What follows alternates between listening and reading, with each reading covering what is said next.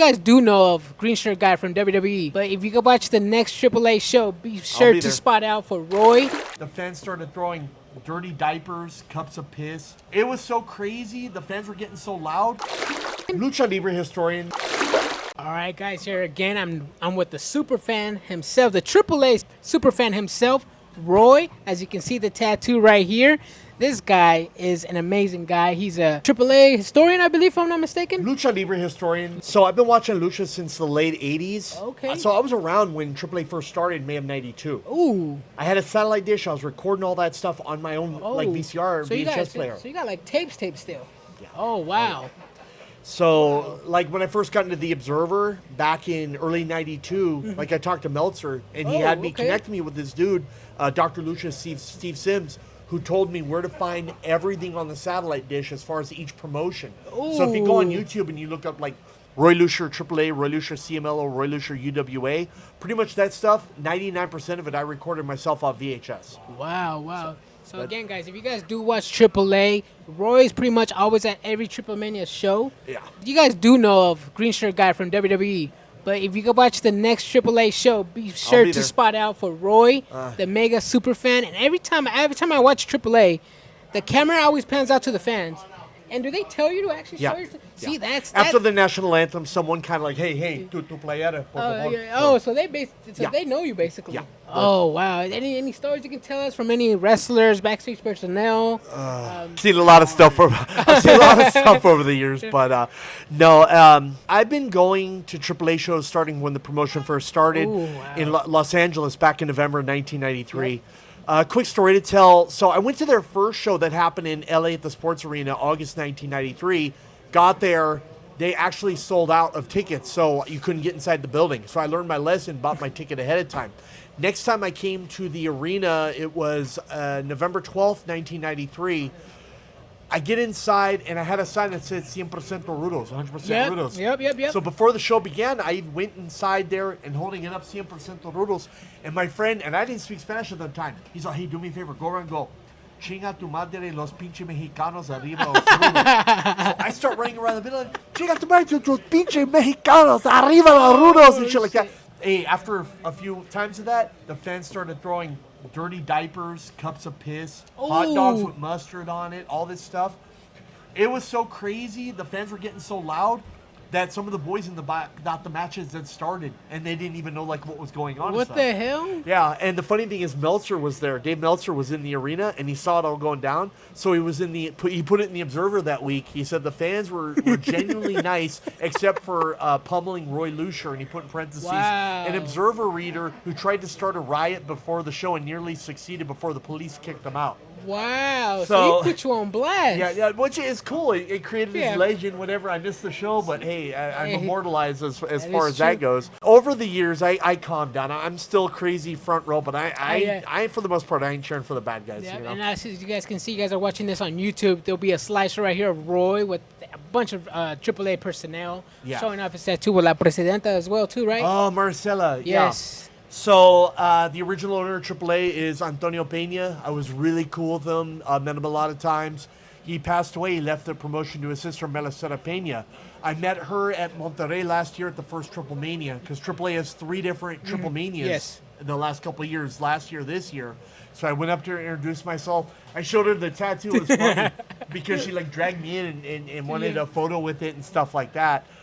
She's an absolute sweetheart. I love her. Her son, Dorian Roldan, who pretty much is the... Conan's the booker, but he kind of makes a lot of decisions behind the scenes and stuff like that. Okay, all right. So, everyone in AAA I've gotten along with. And by the way, I want to make this clear. I love Lucha across the board. Mm-hmm. You know, a couple weekends ago, I was in Monterrey at a little indie show. I do watch Arena Mexico. I love CMLL. Oh, nice. You know, anything I can do. I love Lucha across the board. AAA is the most accessible to me. You know, I'm able to get tickets if I need it or whatever. So obviously, you know, we're known as Triggered Wrestling. Mm-hmm. You've been a wrestling fan for quite some time. Geez, is there anything like in the wrestling business that you've seen that you're just like irks you and you're just like, man, this guy needs to go away or anything like that? Fans at Champ, this is awesome. One fall and too sweet. That triggers me. Ask my wife. I said the other day that we would run a show And if anybody did one fall too sweet and any of that stuff, or this is awesome, I'd kick them out. Oh wow, yeah, That it's actually, triggers me. I mess around with my wife and we'll watch stuff like Dory Funk versus Jack Briscoe from the 70s. I go, you know what's great about this? The fans aren't chanting, "This is awesome," and no one's on their phones. yeah. And as you guys can see, we are getting ready to meet Chavo Guerrero, the Yes. legend himself, and I Roy actually brought something for you guys. This is the flyer for his debut, back when he was Chavito Guerrero. And what's funny is his dad didn't show up, and they actually brought in somebody else to... Fill in? Yeah, it may have been Hector. I have to double check on that. But anyways, I had an extra one of these, and I gave it to Chavito in L.A., and this is my copy because I had Ultimo Dragon sign it, so I'll have him sign it today. Nice. You know, my collection keeps growing and changing and stuff like that. I'll have some updates, on my Twitter, as far as like signed figures and all that stuff. But I started collecting back in the LGN days. Oh, wow. Christmas '84. I was 10 years old. And my parents got me the old LGNs like Hogan, Andre, Nikolai, Big John Studd. Nice. And over the years, I'm still a huge action figure fan. Love getting them signed. Love showing them off. Yeah. And then with Lucha making figures, Cmll made some in '92. AAA in '94. A question I want to ask you too. I'm a big Lucha fan as well. How did you feel about Lucha Underground? I'm glad for three things with Lucha Underground. Number one, it got Johnny Mundo and Taya together. Number two, it did wonders for Penta Phoenix and Jeff Cobb because it elevated them that next level and made them who they are. And number three, it made Lucha a lot more acceptable to the general public. Mm-hmm. My only issue with it is the behind-the-scenes stuff. You heard Ricochet made it very clear about being under these like whack contracts and 7 seasons and all that stuff. I think Jack Swagger had some issues about that. He was the last Lucha Underground champion. Jeff Cobb would tell me all these things like behind the scenes, just. Yeah, they were very difficult to work with behind the scenes. You love what you do, but with these people, with these circumstances, with all these politicking backstage, it kind of ruins it for some people, don't you think? I mean, they tried suing Ryan Satin over him reporting Lucha Underground stuff, and it's like he's a reporter. That's his job. Yeah.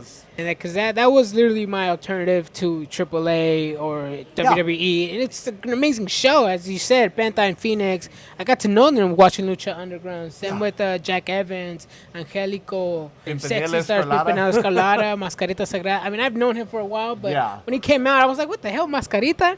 No, Pimpinela is one of my favorites in the whole world. Seth Rollins? We have this thing on our show that we say that Seth Rollins raised Pimpinela's closet before every show. Yeah, I don't have a lot of wrestlers' T-shirts. I kind of cut down on myself like that. I got a couple of Pimpinela at home. That's the one I'll rock. Especially June, Pride Month. All right. So as we're getting ready to take off right now, can you drop your socials or anything like that so people can find you? So my biggest thing would be on Twitter. I'm at Roy Lucier, RoyLucier. Also on Instagram as Roy Lucier Lucha King. Facebook, Roy Lucier. If you see me with like my wedding, freaking Sabu flew up. Sabu came up. Tonga Kid gave the first toast. But yeah, those are my socials. As far as my YouTube, now here's the thing with YouTube. I used to have one channel for everything, and then someone in Japan would have a problem, take multiple videos down, the whole channel would get deleted. So what I did was I put each channel under each promotion. So Roy Lucier CMLL, Roy Lucier UWA, Roy Lucier AAA, Roy Lucier Houston, Roy Lucier WWF, Roy Lucier Wrestling Independence, Roy Lucier Japanese Women Classics. Each one has its own subsection, just in case someone decides to get a wild hair up their butt and take a channel down. The channels are still up there with the stuff on there. Promotions, for the most part, have told me, even WWE, they don't care what I put up. WWE just told me, don't put anything up that's on Peacock. Yeah. If I come up on a handheld or something that's not on there, they're cool with me putting it up. All right, cool. Hopefully your channels don't get taken out soon, but... Pleasure to meet you again. Yeah, pleasure to meet you again, and stay triggered.